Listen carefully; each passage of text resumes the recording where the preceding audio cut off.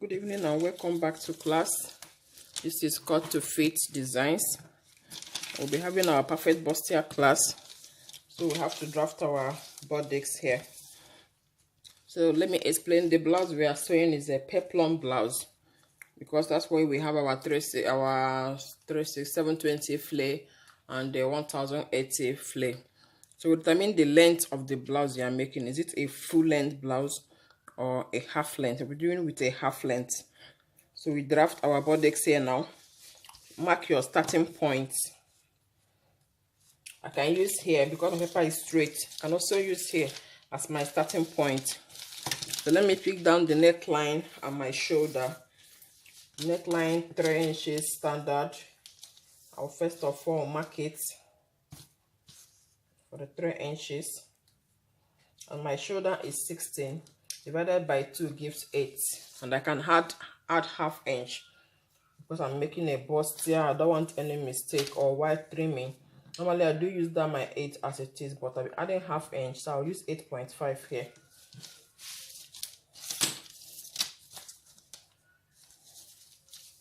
Eight and half.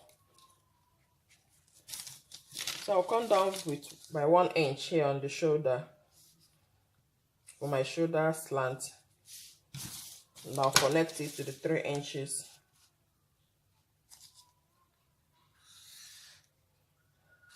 And from here I'll take my armhole measurement. I'll be using 8.5. And here is the 8.5. So I'll connect it to the slant, my shoulder slant. So this line here now is my armhole measurement. So let me pick down other vertical measurements from my shoulder.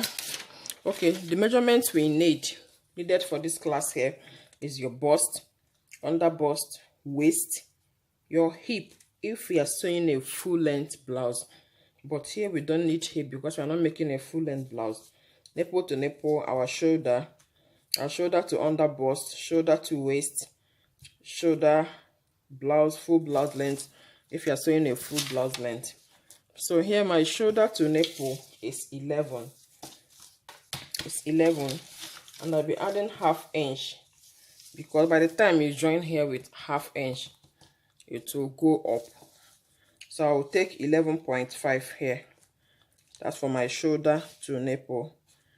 11 plus half an inch. My shoulder to under bust is 14.5. So here I'll be marking 15. I added a half inch, and my half length is 17. I'll also add that half. If you wish, you can leave it. I add half to half, 17.5. And then I'll be adding half inch here also to join the upper part to the peplum. You can do 1 inch, you can do half. I choose to add half. I don't want to have more, so that my upper part, my half length will not go down. So I'll add half inch here. So let me quickly rule out the line and we'll continue. So after ruling out the line, we have our bust point here, under bust and the waistline. So the next thing I will do for my neckline, I'll come down here by 3. I know I will go more than 3, but for now I can just use 3 because I don't want to cut out the whole neckline. Normally I do 4.5 by 6, 7, but for now we can make use of this. After we join the pieces together, you can shape your neckline to your desired design, and even the armhole. So on my armhole here, I'll come down here by 5. You can do 5, you can do 4.5, depending on if the customer is on the big side. So I can come by 5 or 4.5. So let me use 4.5 here. Come down by 4.5 and open it up by 2 inches. And you can also open by 1.5 inch, depending on how you want it. Anything you remove from here, you add it back here, so that when you cut it out, while joining, this place will not fall back in. So these 2 inches I'm removing from here, I will add it here. That's my 2 inches, which I will join it with this. Then for the dart, we use our nipple to nipple measurement. And nipple to nipple is 8. divided by 2 gives me 4, and I'll add ½ inch to it, so I have 4.5. So I'll come here and mark 4.5 on my bust point. Mark 4.5 here. So whatever I have here, I'll deduct 1.5 to have my under bust, because I want the cup to shape out well. If you wish, you can do 1. If the bust is not much, you can also deduct 1 inch. But because I want the cup shape to form very well, I'll deduct 1.5. So if I have 4.5 here I will have 3. So here now I mark 3 inches.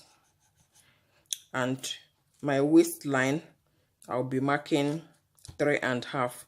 That's what I have here. I'll add ½ inch to have 3.5. And this is my 3.5. So now we'll be connecting the points together.